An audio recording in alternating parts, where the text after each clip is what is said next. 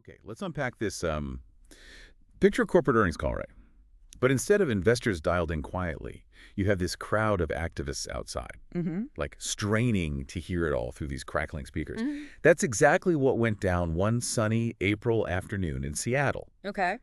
About 40 activists gathered, not for happy hour, but specifically to listen together to Tesla's first quarter 2025 investor call. Wow. Okay. Collectively listening in. Exactly. And what's really compelling here is this wasn't just some random protest, you know. They were part of this growing, very visible movement called the Tesla Takedown. Right. The Tesla Takedown. And they got this sort of instant feedback because Elon Musk himself started the call with this sideways comment acknowledging their work almost immediately. Yeah. And you know what makes this deep dive so interesting is just how fast and sort of organically this whole movement came together. Right. It apparently started from just one post on Bluesky back in February. This Boston disinformation scholar, Joan Donovan, just suggested banging pots and pans outside Tesla dealerships. Just like that. Banging pots and pans. Just like that. And that idea somehow catches the eye of Alex Winter, the actor. You know Bill from Bill and Ted. Oh, wow. Yeah, him. Yeah. And he builds a website for it. And get this, it drew thousands of participants in just 12 hours. 12 hours. That's incredible. It really is. I mean, truly grassroots. The national organizer, Evan Sutton, apparently called it, genuinely the most grassroots thing he'd seen in 20 years of politics. 20 years, that's saying something. So it definitely is grassroots. Our mission today, then, is to take a real deep dive into this Tesla takedown. This kind of boisterous, you could say, ragtag coalition that's been making some serious waves against Elon Musk and his whole business empire. Mm-hmm. And the big question for us really is, why? Why has this incredibly diverse group come together?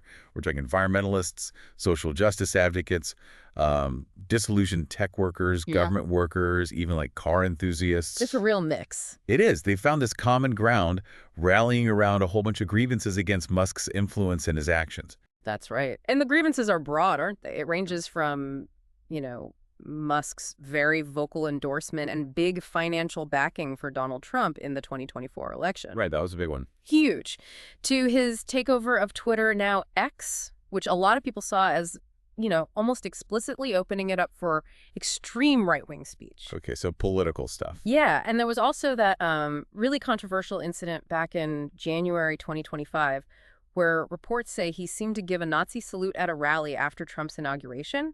Now, Musk has totally denied that claim, vigorously denied it. Right, denied it, okay. But beyond the politics and the social issues, there are also these long-standing worries about Tesla's actual business fundamentals. Ah, okay, so it's not just Musk the person. No, not entirely. Things like, an aging car lineup, the Cybertruck sales performance maybe not meeting expectations, the self-driving tech being delayed again and again. Lots of skeptics just argue the company's way overvalued. That's quite a cocktail of concerns, isn't it? Politics, business personality.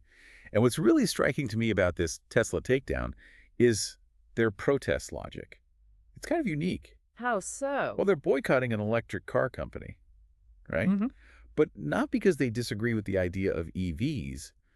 Many are environmentalists who actually support electric vehicles. Right. Yeah, that's the irony. Exactly. Yeah. It's because they see it as the only real way to materially affect the guy at the top, the unelected, unbeholden to the public guy, as they put it. Oh, okay, so targeting the company to get at the leader. Precisely. Yeah. So how does that philosophy sort of translate into their tactics? What are they actually doing? Well, it translates into pretty direct action. These activists have been literally setting up camp outside Tesla showrooms, service centers, charging stations all over the U.S. Like actually camping? Well, maybe not tents everywhere, but definitely a constant presence. New York, Berkeley, but also smaller places like Meridian, Idaho, Austin, Texas. Okay, so widespread. Yeah, and the goal seems to be just making it a bit uncomfortable, uncomfortable to test drive a Tesla or even just drive past in one. Making their presence felt. Exactly. And they use these creative, often funny tactics. You might see like an inflatable tube guy with Musk's face plastered on it. Okay, that's memorable. Or this routine called Tesla's is a bubble, where they have a giant clear ball that dramatically pops, things like that. Visual stunts. Yeah. And this MIT postdoc in Boston, Shua Sanchez, mentioned how chants, things like, "We don't want your Nazi cars, take a one-way trip to Mars," really energize people, keep them coming back. Wow, okay. Pretty pointed chance. Right. Those kinds of tactics definitely grab attention. And it sounds like they've actually had some kind of impact. It seems so. Because before Musk even got on that April earnings call, Tesla had already put out one of its worst quarterly reports in years for Q1 2025. Really? How bad? Pretty bad. Net income was down something like 71% year over year. Revenue missed Wall Street expectations by over $2 billion. And the stock price, down about 33% from its high at the end of 2024. Oof. Okay, that's significant. So how did Musk react to all this pressure and the protests specifically? Well, his reaction was notable. On the call, he called the protests very organized and paid for. Paid for. Yeah, suggested protesters were getting wasteful largesse from the government and were now off the dole. Okay. And what did the protesters say to that? Well, every single one that Wired magazine spoke to insisted that was totally false. They said, look, we're just angry people mobilizing on our own. Just regular angry citizens. Exactly. But Musk's comments actually kind of backfired in a way. It left activists like Emily Johnston, a leader of the Seattle group, the Troublemakers, feeling absolutely giddy. Giddy, why? Because it was proof. She said later, if you ever wanted to know that protest matters, here's your proof. It was like a direct acknowledgement that they were getting under his skin. Interesting. So a clear win in their eyes. But this whole thing hasn't been without some more unsettling parts, has it? No, definitely not. There have been these reports that the Trump administration classified some actual violent acts against Tesla property. You know, defacing showrooms, shootings, Molotov cocktails, even arson in a few states as domestic terrorism. Whoa, okay, violence. But the takedown movement says they're nonviolent. Insistently, yeah. They absolutely insist their protests are nonviolent. So these violent incidents are separate, but the classification itself is worrying to activists. Yeah, that label domestic terrorism carries a lot of weight. It does. And then there were these alleged FBI visits to some activists, like this Boston University ecology professor, Nathan Phillips. He had an encounter, couldn't get the FBI to confirm it afterward, but said it left him feeling further radicalized. Okay, so that adds another layer of complexity and maybe intimidation. How do these darker elements fit into the bigger picture of this takedown movement? Well, they certainly complicate things, right? It raises serious questions about how authorities view and respond to these kinds of movements, especially when they target really powerful people. Yeah, definitely. And it sort of underscores the challenges these grassroots efforts face, particularly in today's really polarized political world. If we kind of zoom out and connect this to the bigger picture, the Tesla takedown really highlights a uniquely screwed up moment, maybe.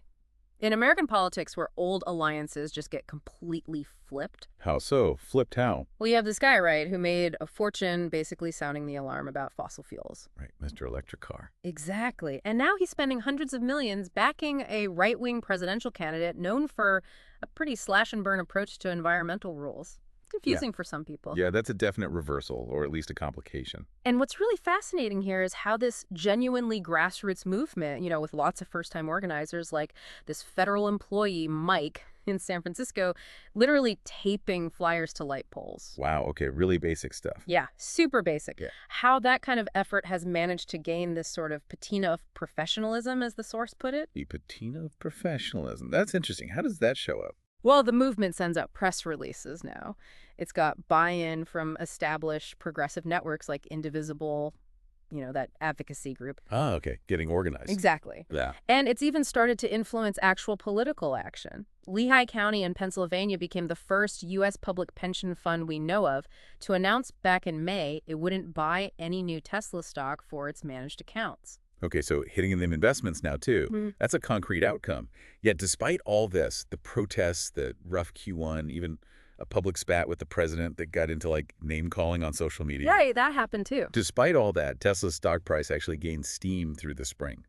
And it rose when the news broke. Musk wouldn't officially work for the federal government anymore, ending that advisory role. It's kind of a testament, isn't it, to Musk's ability to just pivot the narrative. He's now pushing investors hard.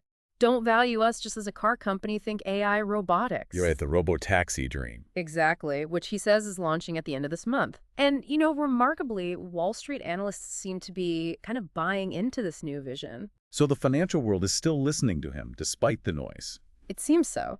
Even this car writer, Ed Niedermeyer, you know, he literally wears a shark costume to protest sometimes. Okay.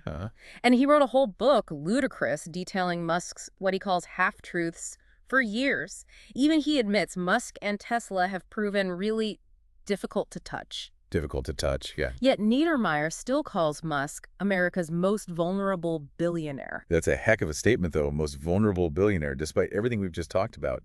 His resilience, the stock price bouncing back. It is a strong statement. And it does feel like maybe public perception is shifting a bit, too. You mentioned celebrities like Sheryl Crow, Jason Bateman, publicly ditching their Teslas. Yeah, that gets headlines. And this one artist has apparently sold over 70,000 anti-Musk car decals since 2023, with a huge, like, SpaceX-size explosion in sales right after that alleged salute incident. Wow, 70,000 decals. That's a lot of bumpers. It is. So this really raises a big question for you, the listener, doesn't it?